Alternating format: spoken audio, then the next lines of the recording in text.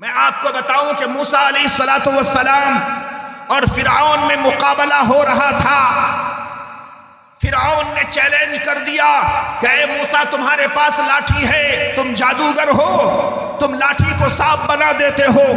پورے سلطنت میں جتنے جادوگر تھے سارے جادوگروں کو بلا لیا فرعون نے، اور ایک دن مقابلے کا رکھا۔ ایک طرف موسیٰ علیہ السلام اور اس کے بھائی ہارون ہیں، دوسری طرف یہ جادوگر ہیں۔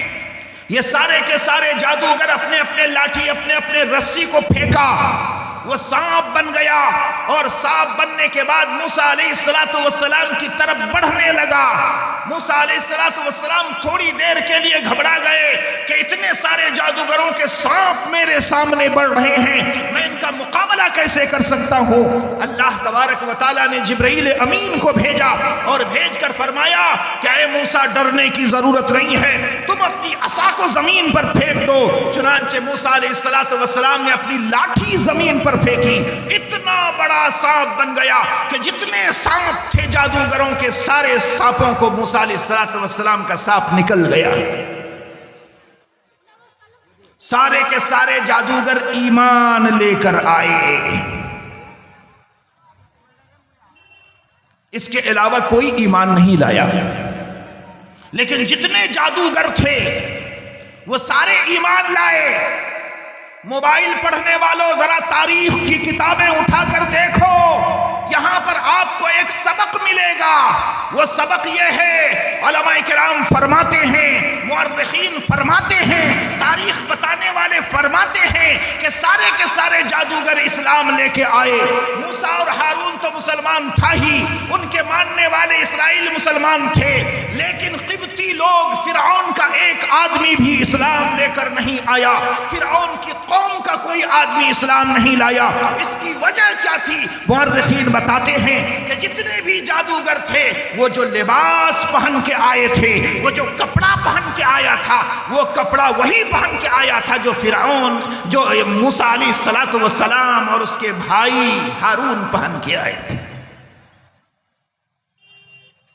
تو لباس کا اثر انسان کی زندگی پر پڑتا ہے، اسی لباس کی وجہ سے، اس کے اثر کی وجہ سے اللہ تبارک و تعالیٰ نے سارے جادوگروں کو ایمان کی توفیق سے نوازا۔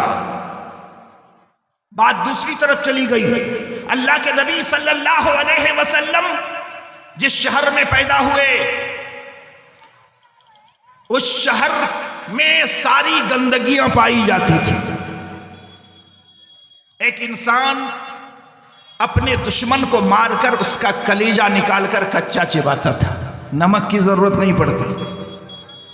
ایک انسان اپنے دشمن کو مار کر اس کی کھوپڑی نکالتا، اور نکالنے کے بعد اس میں شراب پیتا تھا۔ ایک انسان ایک لڑکی کو شادی کر کے لاتا تھا، اور لانے کے بعد اپنی بیوی کو دوستوں کے حوالے کر دیتا تھا، جب تک ان کے دوست ان کی بیوی سے من ان کا بھر نہیں جاتا تب تک اپنے دوستوں سے اپنی بیوی کو واپس نہیں لیتا۔ کتنی گھنونی حرکت تھی۔ عرب کی اس سرزمین میں جو دلدل، گناہوں کے دلدل میں پھنسا ہوا تھا، اللہ کے نبی اسی دلدل میں، اللہ کے نبی صلی اللہ علیہ وسلم عرب کی اس سرزمین میں پیدا ہوئے۔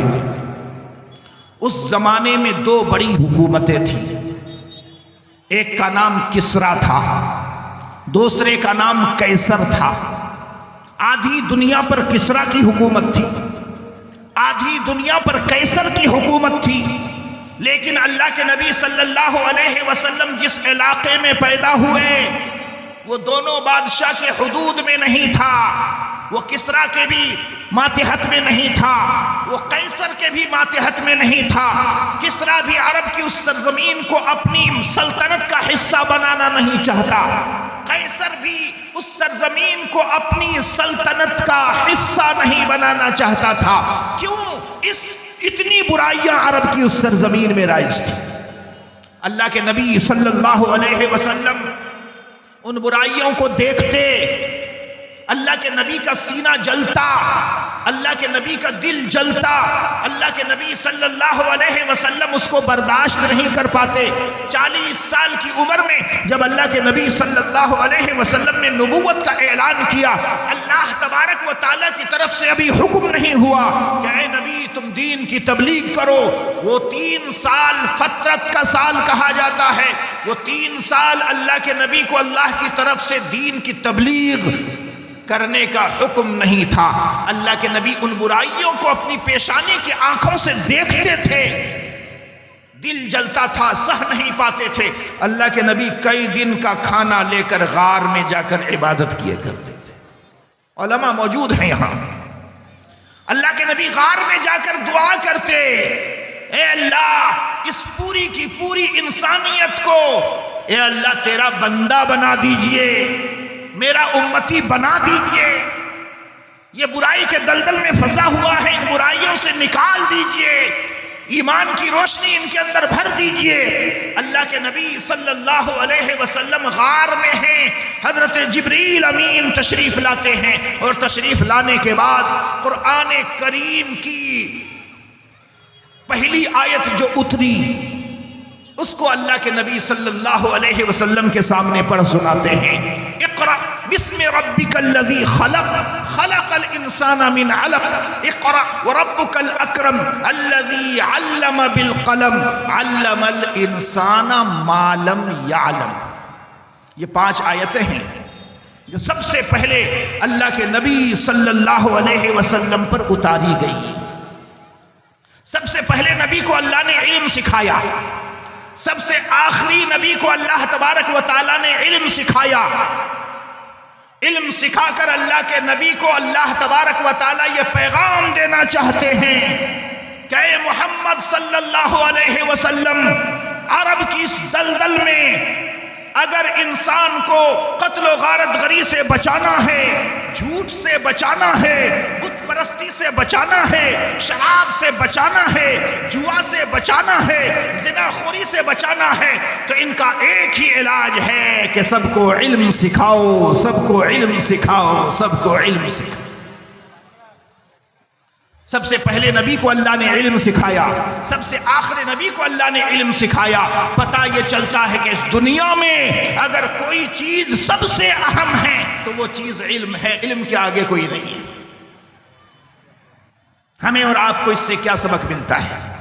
ہمیں اور آپ کو اس سے سبق ملتا ہے کہ اپنے پیٹ پہ پتھر باندھنا پڑے، ہمیں اپنے بچوں کو پڑھانا ہے۔ آج ہمارے پاس بیٹی کی شادی کے لیے پیسہ ہے، آج ہمارے پاس مسلمانی کا بھوج کرنے کے لیے پیسہ ہے،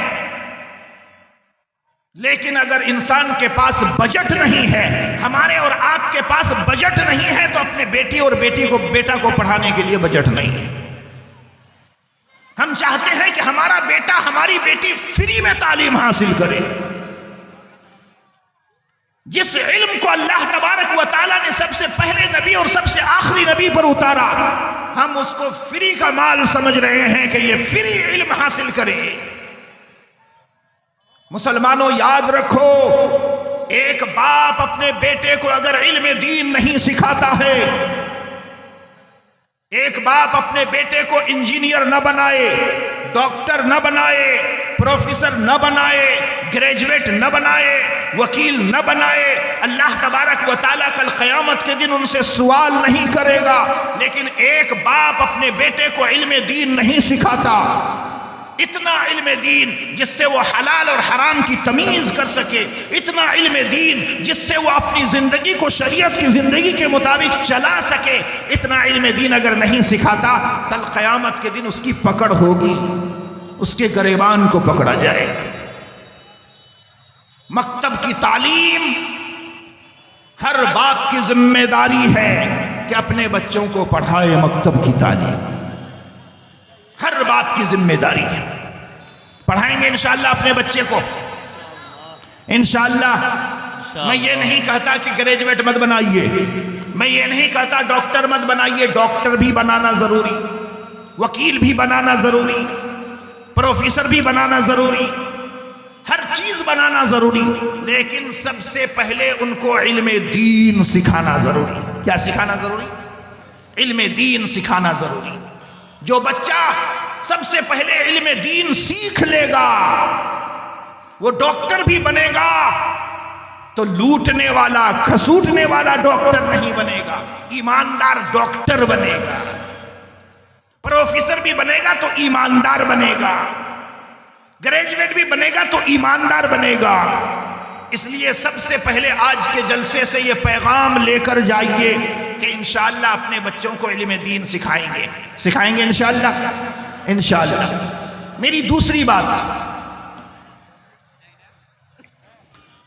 میری دوسری بات یہ ہے کہ مسلمانوں، ہم اور آپ اس دنیا میں ہمیشہ کے لیے رہنے نہیں آئے. ہماری اور آپ کی زندگی 60 سال اور 70 سال ہے. کتنی ہے؟ 60 سال 70 سال. اس سے زیادہ ہماری زندگی نہیں ہے. ہم کو اور آپ کو مرنا ہے، اس دنیا کو چھوڑ کر جانا ہے. جب ہم اور آپ مریں گے، قبر کی منزل سب سے پہلی منزل ہے. وہ منزل طے ہوگی تو باقی منزلیں بھی آسان ہوں گی. اگر وہیں اٹک گئے تو باقی منزلوں میں جا نہیں سکتے. میرے بھائیوں، اس دنیا میں آئے ہو 2-3 کام کر کے جانا ہے. کتنا کام؟ 2-3 کام کر کے جانا ہے. سب سے پہلا کام میں اپنی ماں بہنوں سے بھی کہنا چاہوں گا، میری ماں بہنوں سن لو، سب سے پہلا کام نماز کو اس کے وقت پر ادا کرنا ہے. نماز کو اس کے وقت پر ادا کرنا ہے.